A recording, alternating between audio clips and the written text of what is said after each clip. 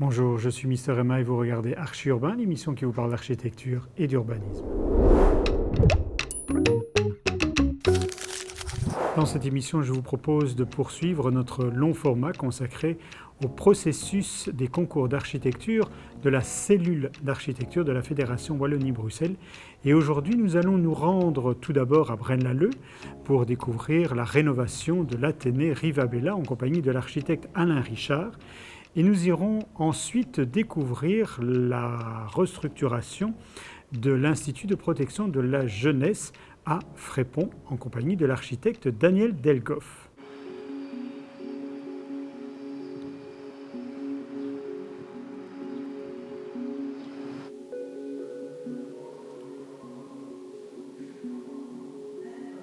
Quand on va lancer le marché d'auteur de projet ou le concours, en fait, on va devoir écrire des documents, les documents du marché qui sont l'avis de marché et le cahier des charges et qui vont en fait reprendre vraiment toute la demande du maître d'ouvrage, le programme des besoins, la description du contexte.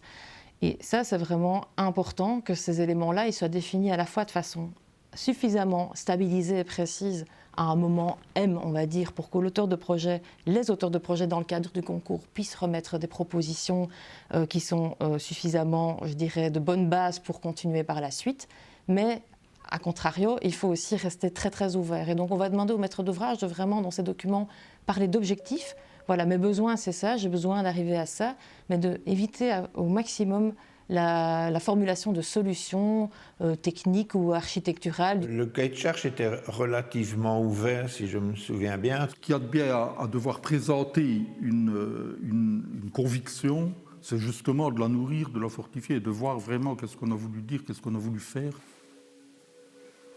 Nous sommes dans un établissement scolaire à Braine-l'Alleud, un quartier un tout petit peu excentré du vrai centre urbain de Braine-l'Alleud, mais enfin, le territoire n'est pas très grand, qui s'appelle Rivabella, c'est un peu singulier, c'est parce que la commune de Braine-l'Alleud est fusionnée avec la plage du débarquement, tristement célèbre, de Normandie, qui s'appelle Rivabella. Ce bâtiment ici avait été interdit d'accès pour des raisons de sécurité. Le bâtiment s'est avéré être désaffecté depuis 10 ans au moment où le concours est lancé. Au moment du concours d'architecture, la question se pose de doit-on démolir ou maintenir ce bâtiment ? La question restait posée parce que, évidemment, on ne maîtrisait pas les problèmes techniques que ça pouvait causer, l'une ou l'autre solution. On est allé vers la solution de laisser la porte ouverte aux deux options, c'est-à-dire soit le démolir et reconstruire, soit le maintenir et le réutiliser.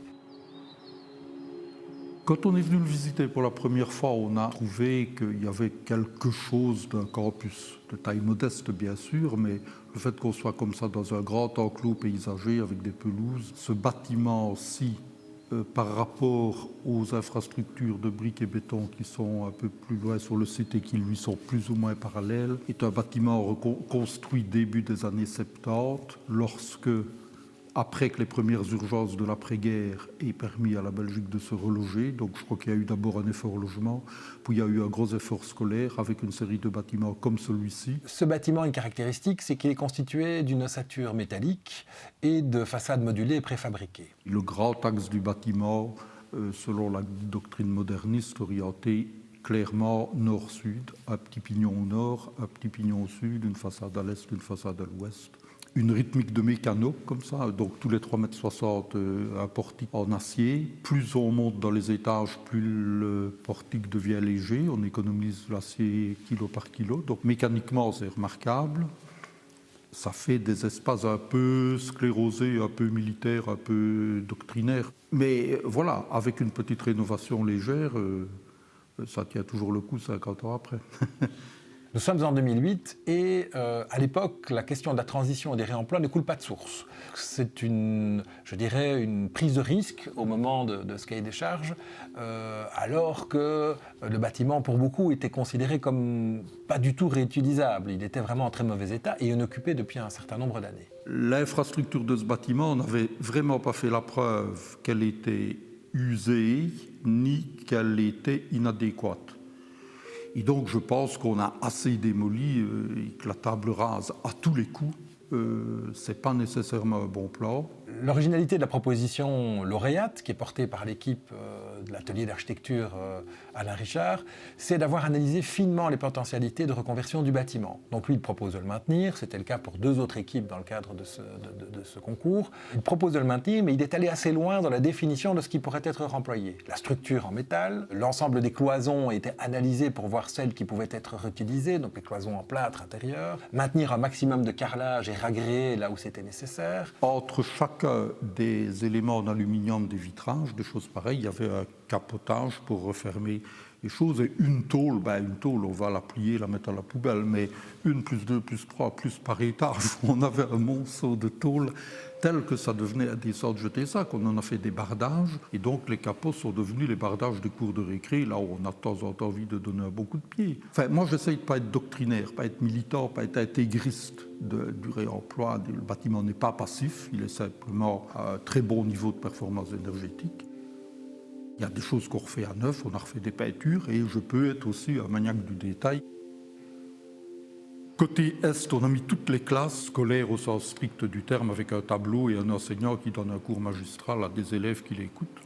Parce qu'à l'Est, les lumières du matin, on est plus éveillé, on a protégé du soleil de midi en tirant comme ça des espèces d'oreilles en aluminium. Alors que côté Ouest, côté ville, c'était l'occasion de dire que l'école dialogue avec la ville. Et donc, on va montrer autre chose que des élèves. On va mettre la bibliothèque, on va mettre la salle d'études, on va mettre le restaurant. Et donc, on va là faire des avancées, des sorties dans la façade, pas pour le plaisir d'en faire, mais pour montrer de l'école un autre visage que le visage purement scolaire qui, lui, est on ne regarde pas la fête, on ne regarde pas le train, on ne regarde pas la ville, et au travail, on étudie.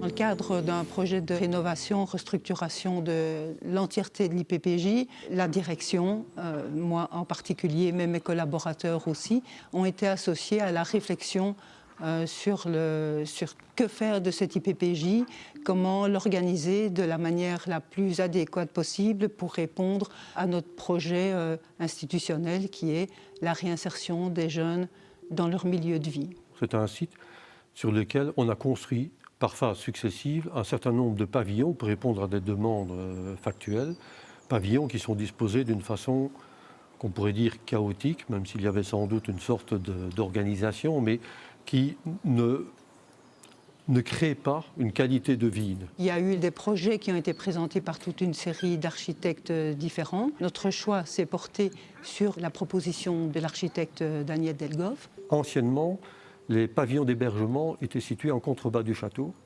ce qui veut dire qu'il y a automatiquement une relation de l'autorité au jeune, le jeune qui a généralement une sorte de friction ou de difficulté avec l'autorité. Il y a un rapport du haut vers le bas qui est par nature, disons, à contresens du projet éducatif. Et donc, ce que nous avons proposé, c'est de mettre les pavillons d'hébergement des jeunes dans la partie supérieure de la topographie, de manière à les situer dans un rapport d'horizontalité avec les zones de l'administration et donc de l'autorité, qui est bien nécessaire, parce qu'il faut bien gérer une institution comme celle-ci, mais dans un rapport qui est peut-être apaisé. Le travail des paysagistes est essentiel dans un site comme celui-ci, et c'est un travail qui se fait en co-construction depuis les premières heures jusqu'à aujourd'hui, où nous sommes en train de faire les plantations. Et donc, dans le cadre de cette rénovation d'IPPJ, il y avait le projet de l'intégration d'une œuvre d'art.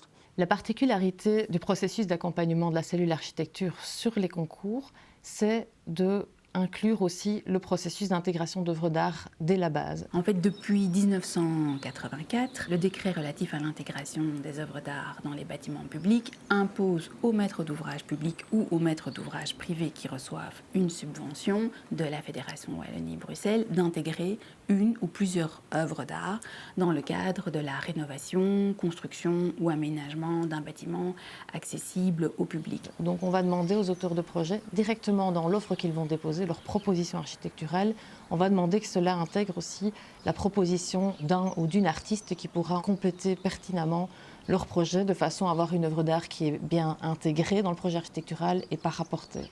On demande à l'artiste de concevoir une œuvre unique, spécifique, liée à un contexte bien défini et s'inscrivant dans un projet architectural. Les objectifs en fait de ce décret sont multiples. D'une part, c'est valoriser, soutenir les artistes en leur offrant et en leur proposant une commande publique. D'autre part, c'est améliorer la qualité du bâti. Et enfin, ce qui est très important, c'est permettre aux citoyens de découvrir, côtoyer l'art au quotidien.